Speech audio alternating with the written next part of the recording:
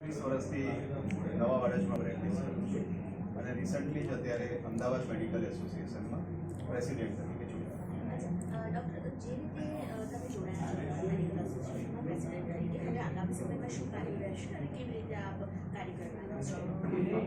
અમારી આ વર્ષની થીમ છે બિયોન્ડ સ્કાલ્પેલ એન્ડ સ્ટેથોસ્કોપ.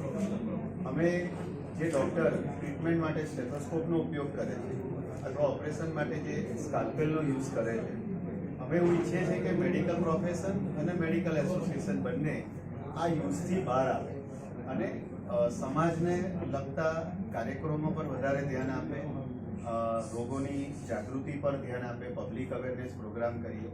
એટલે અમે લોકો diabetes awareness, CPR training, organ ડોનેશનના awareness programme, train the trainer programme, organ retrieval centre વધે એવા કાર્યક્રમ, આવા બધા કાર્યક્રમો પર ધ્યાન કેન્દ્રિત કરવાનું નક્કી કર્યું છે. એ સિવાય અન્ય કોઈ કાર્યક્રમો જે છે તે આયોજિત આપ કરવાના છો? જેમ કે અત્યારે આપણે દિવાળીના કાર્યક્રમમાં દર વર્ષે આપણે ડૉક્ટર ઓન કોલ કાર્યક્રમ કરતા હોઈએ છીએ, કારણ કે દિવાળીમાં અમદાવાદમાં ડૉક્ટરોની સંખ્યા ઓછી હોય છે. તો એ વખતે પેશન્ટોને તકલીફ ના પડે અને એને ફ્રીમાં માર્ગદર્શન ફોન ઉપર મળી રહે, એના માટે છેલ્લા 15 વર્ષથી Ahmedabad medical association regular activity કરે છે, જે આ વર્ષે પણ અમે કરવાના છીએ. જેમ સાહેબે કહ્યું એવી રીતે કોઈ એપ ડેવલપ કરવાના છો કોઈ NGO સાથે મળીને CRP ટ્રેનિંગ માટે?